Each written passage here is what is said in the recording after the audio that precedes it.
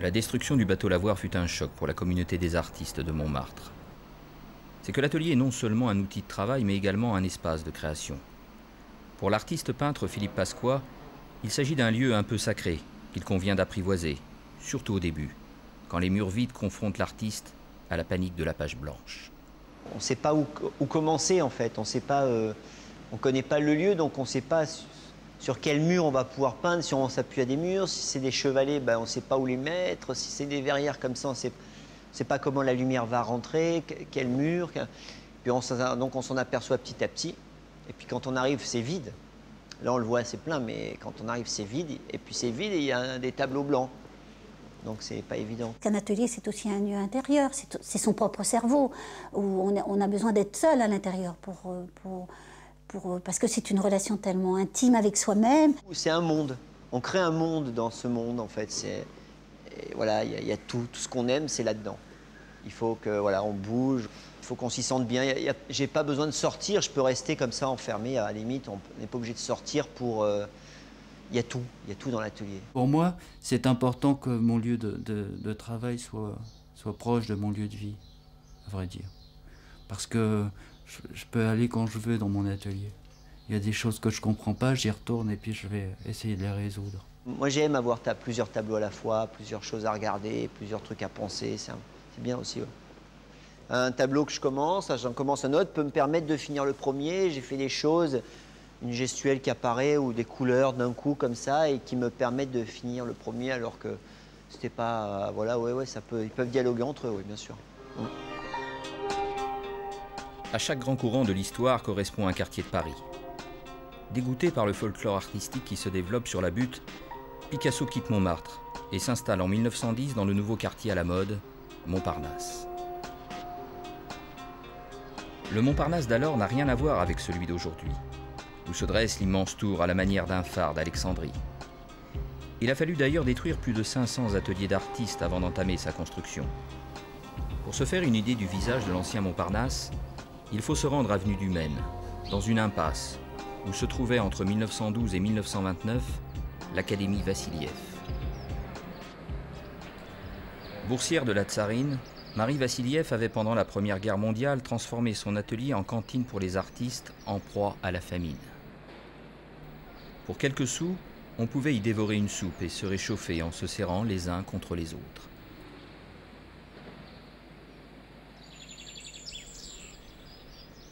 En face de chez Marie Vassiliev, de l'autre côté de la rue du Maine, se trouve toujours l'ancien atelier du sculpteur Antoine Bourdelle, un précurseur dans l'avant-garde de Montparnasse. Tout existait à son arrivée, donc il s'est installé ici en 1885. Il a habité dans le petit pavillon qui existe toujours et qui donne de rue Antoine Bourdelle. Il a fait venir sa famille et puis peu à peu il a investi les différents ateliers autour de ces petits jardins à mesure que les commandes venaient, qu'il avait de plus en plus de travail, que par définition la sculpture ça prend de la place.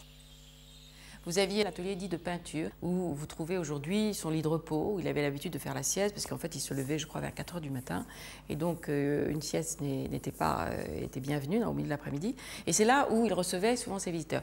Mais nous avons des photos qui témoignent du fait qu'il les recevait également dans l'atelier dans lequel nous trouvons, même si dans cet atelier-là il y travaillait également, notamment c'est là qu'il a exécuté le centaure mourant que vous avez sous les yeux.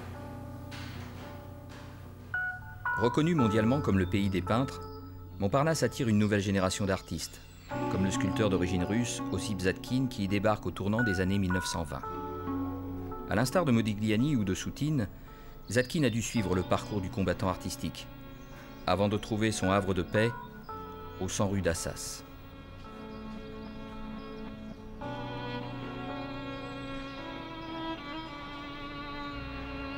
Il est allé successivement donc à la Ruche, ensuite rue de Vaugirard, ensuite rue Rousselet, et puis un jour il a découvert cet endroit qui était à louer. Sa vie est changée par ce petit lopin de terre et aussi parce qu'il peut y mettre ses sculptures à même le sol et qu'elles poussent finalement comme des arbres. Et je crois que pour lui, c'était quelque chose de vital. Il avait besoin de la terre, il avait besoin sentir le parfum des arbres. Et les arbres qui sont dans le jardin, ce sont les arbres que Zadkine a plantés. Ce n'est pas un hasard si les ateliers de Bourdelle et de Zadkine ont pu échapper à la destruction et devenir aujourd'hui deux petits joyaux de musée. Les artistes ont veillé bien avant leur mort à transmettre ce patrimoine fabuleux. Pour Bourdelle, il était fondamental de conserver l'atelier et également au sein de l'atelier une partie de son travail, et afin que le public, le visiteur, puisse comprendre la genèse de son travail. Et donc très tôt, il a eu le souci de garder rassemblé l'ensemble de ses études. Ce qui est intéressant, à mon avis, dans un musée-atelier, puisqu'aujourd'hui c'est un musée-atelier, c'est qu'on voit l'ensemble d'une œuvre et on évite cet effet de zapping qui fait que chaque artiste se réduit finalement à une ou deux œuvres reproduites partout. Et je pense que ça permet aux visiteurs d'être beaucoup plus près des intentions, en tout cas de l'artiste.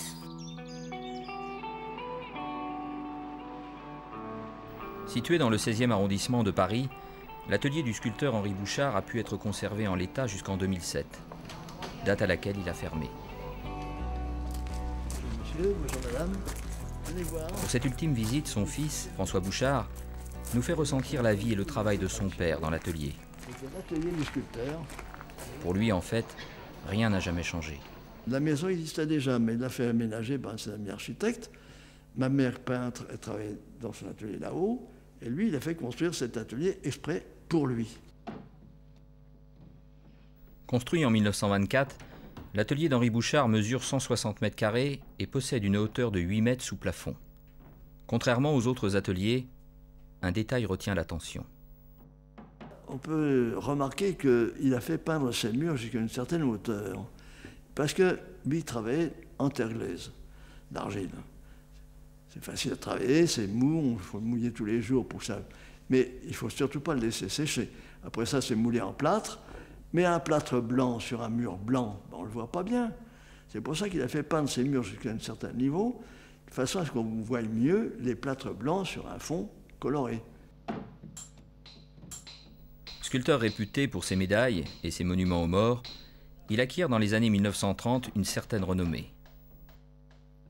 Et puis petit à petit, il a eu aussi des grandes commandes. Quand on a construit le palais Chaillot, les architectes du palais Chaillot voulaient évoquer un petit peu la mythologie grecque. Et lui, on lui a demandé de faire une statue représentant Apollon, le dieu des arts. Il fallait que ça fasse 7 mètres de haut. Alors il l'a d'abord fait, comme ici, en 3,50 m, c'est déjà pas mal. Et puis, après ça, vous voyez, ça a été coupé en dessous des genoux, au niveau des cuisses, au niveau du ventre, chaque morceau était agrandi. Et une fois agrandi, ici, ça touchait le plafond. Nous avons le torse qui est là, en dimension définitive, avec la tête qui est en haut. Seulement, comme ça devait être collé en bronze, eh bien, on ne pouvait pas couler ça d'un seul morceau. Ça a été collé en 24 morceaux et ça pèse 8 tonnes. C'était remonté sur place au palais de Chaillot, pièce par pièce, et ça y est toujours au palais de Chaillot actuellement.